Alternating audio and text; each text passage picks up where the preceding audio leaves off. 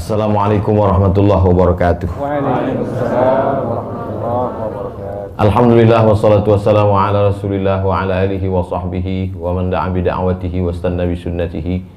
Allahumma shalli ala Sayyidina Muhammad wa ala ali Sayyidina Muhammad.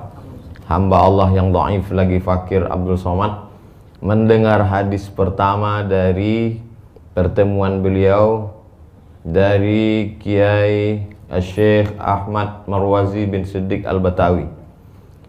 Kiai Syekh Ahmad Marwazi bin Siddiq Al-Batawi Al-Makki mendengar hadis pertama dari Syekh Muhammad Yasin, ahli sanad dunia. Sedangkan yang kedua dari ahli hadis dari Maroko, Syekh Abdullah bin Siddiq Al-Ghumari. Syekh Muhammad Yasin bin Isa Al-Fadani dan Syekh Abdullah bin Siddiq Al-Ghumari mendengar hadis yang pertama dari Syekh Umar Hamdan Al-Mahrasi. Syekh Umar Hamdan Al-Mahrasi mendengar hadis yang pertama dari Sayyid Ahmad Al-Barzanji.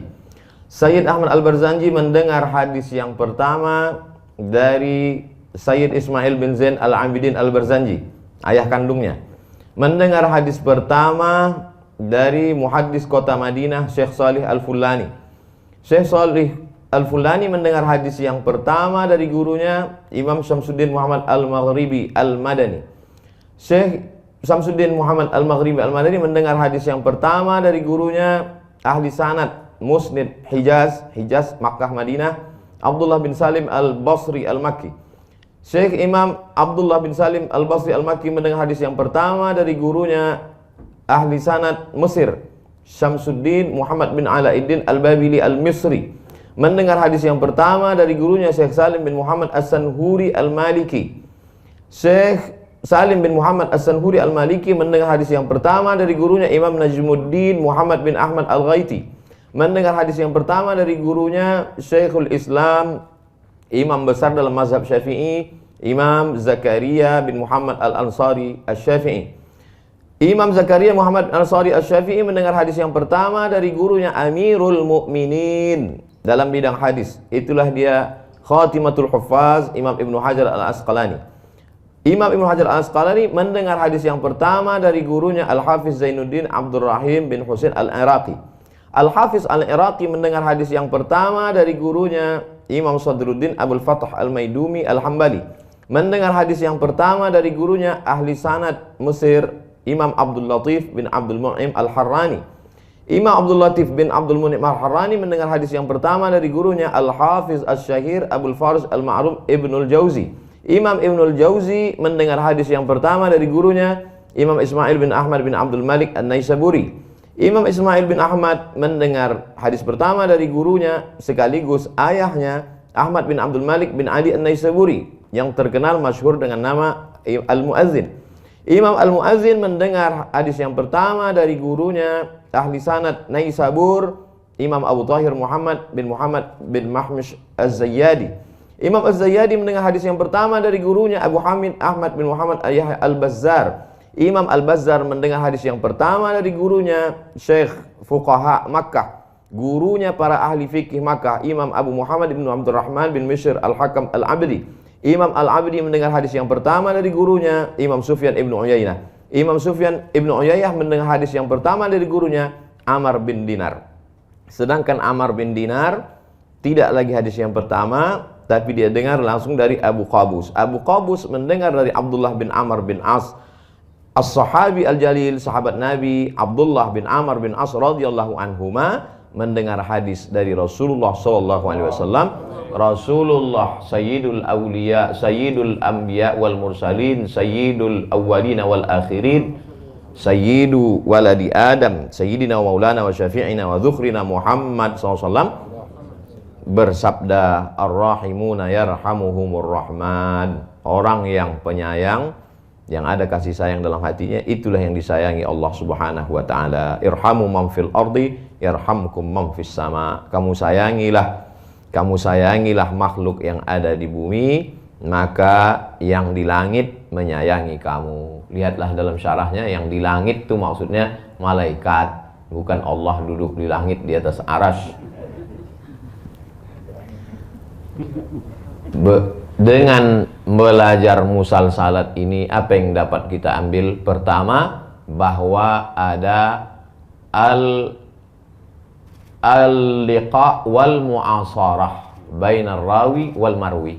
Yang pertama yang paling penting, bertemunya antara yang menerima riwayat dengan sumber periwayat. Hai Abdul Somad, dari mana dapat kau hadis ini? Dari Syekh Ahmad Marwazi bin Siddiq Al-Batawi Al-Makki. Bertemukah engkau dengan beliau? Tidak. Berarti putus sanadnya.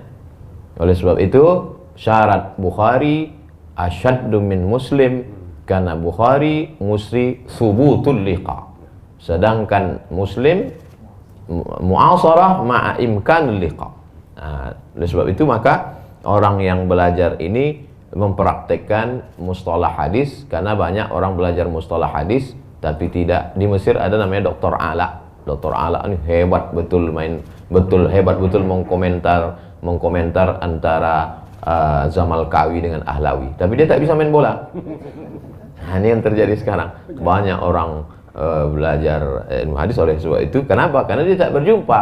Akhirnya dia pun berkata waktu sidang munaqasyah, Sahhahul Albani wa wafaqahu Zahabi.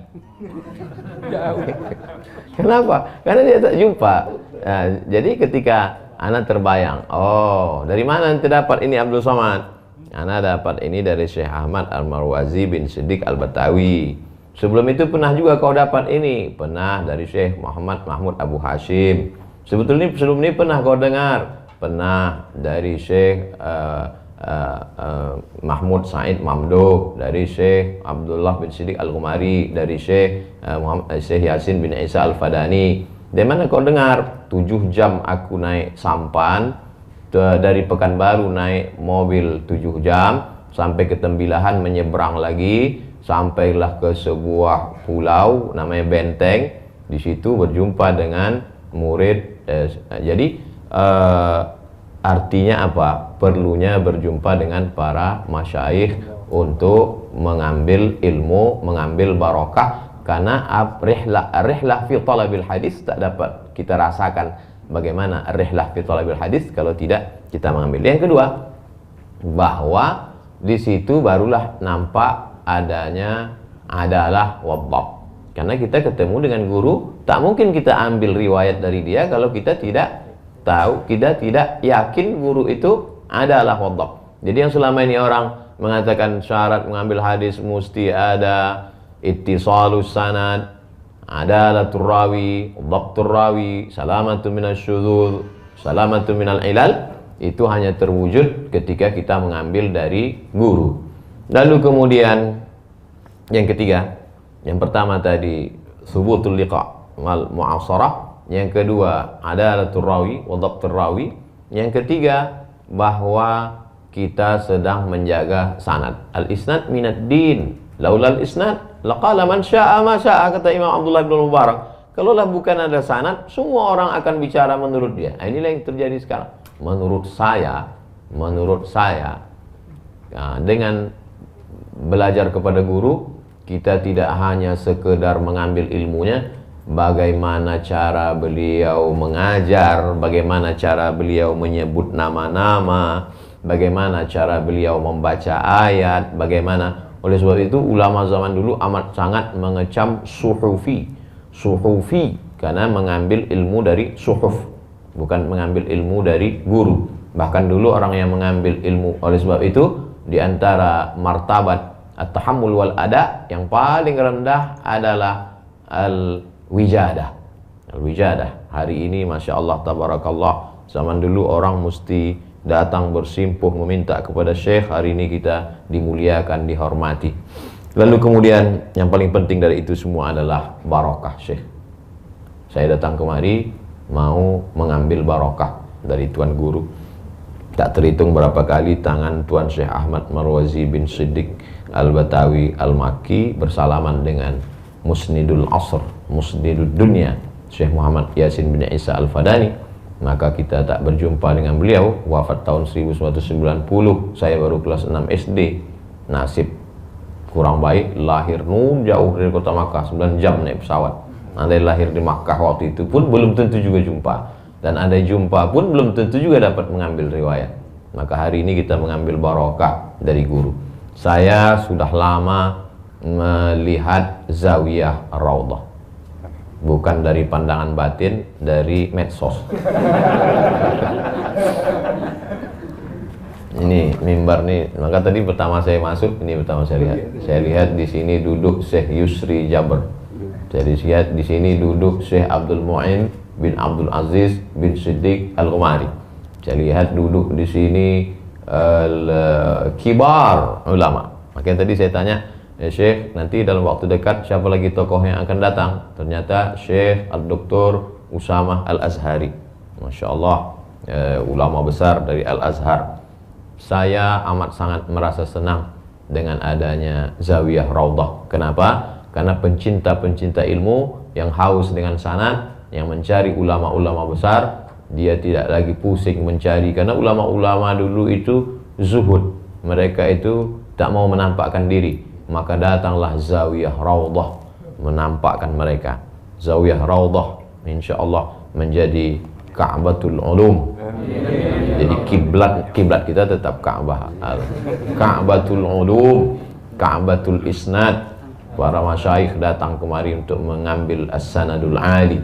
Bagaimana dulu ketika mereka dari Andalus datang kepada Imam Malik bin Anas, walaupun riwayat sudah banyak, tapi Imam Yahya ibnu Yahya al-Laitsi mengambil as-sanadul ali datang ke Imam Malik di kota Al-Madinah Al-Munawwarah. Begitu juga di masa akan datang insyaallah para tulabul ilm, para al-bahithun tak mencukupkan hanya menulis skripsi, tak hanya sekedar menulis tesis dan disertasi, tapi kembali kepada manhaj metode belajar Islam yang asil, yaitu at-talaqqi, al-musyafahah, al-muqabalah, al-mu'aradah. Lalu kemudian insyaallah akan bangkitlah barakah-barakah ahli sunnah wal jamaah. Kalaulah semua umat Islam belajar melalui sanad, maka dapat diyakini bahwa pasti semuanya sekarang berakidah Asy'ari. Kenapa begitu? Karena yang tertulis merah di sini Imam Ibnu Hajar Al-Asqalani, Asy'ari. Setelah Imam Ibnu Hajar Al-Asqalani, Imam Zakaria bin Muhammad Al-Ansari, Al-Asy'ari. Jadi kalau ada orang hari ini menolak Asy'ari, berarti dua rawi ini majruh menurut dia. Dimasukkannya dua rawi tersiqah ini dalam al-majruhin wal matrukin. Lalu sanad dia ke mana? Qala an-Nabi sallallahu alaihi wasallam. Habislah. Hadis mu'allaq dhaif. Oleh sebab itu maka masyaallah tabarakallah. Betul kata Imam Syafi'i, ma jadaltu aliman illa ghalabtuhu wa ma jadaltu jahilan illa ghalabani. Oleh sebab itu dengan banyaknya berkembangnya kajian-kajian sanad ini, insyaallah Zawiyah Raudhah, idza marartum bi riyadil jannah farta'u. Idza marartum bir raudhah farta'u. Jadi siapapun yang datang ke Jakarta, datanglah ke Raudhah. Wah, Ustaz Somad ngomong aja baru sekarang sampai ke Raudhah. Ana pakai wasilah. Ya ayyuhalladzina amanu taqullaha wabtaghu ilaihil wasilah. Atawassalu bi itratin Nabi sallallahu alaihi wasallam. Habib guys wal ashab azhariyin. Akhirnya bisalah saya bersilaturahim mengambil barokah dari Tuan Syekh Ahmad Marwazi bin Siddiq Al-Batawi Al-Makki, matta'anallahu bituli umrihi, nafa'anallahu bi ghaziri ulumihi wa bi husni adabihi wa lutfihi. Mudah-mudahan panjang umur, sehat badan, saya diterima lagi datang bersilaturahim kemari mengambil barokah-barokah ilmu insyaallah. Itu yang dapat saya sampaikan. Saya hanya membaca ini saja, tidak membacakan untuk tuan-tuan sekalian, untuk jamaah yang mengikuti di channel Ustadz Abdul Somad Official. Subscribe, like, and share. Jazakumullah Syekh. Mohon maaf mungkin ana kurang adab, tak sesuai dengan adab para masyayikh zaman dulu. Mudah-mudahan Allah mengampuni ana atas segala kesilapan. Ahsanallahu ilaikum, katsarallahu amsalakum. Jazakumullahu ahsanal jaza. Man ahsana ilaikum fakafi'uhu. Siapa yang berbuat baik pada kamu, balaslah. Abdul Somad Al-Fakir tak sanggup membalas. Pisang emas bawa berlayar, masak sebiji dalam peti, hutang emas dapat dibayar, hutang budi dibawa mati.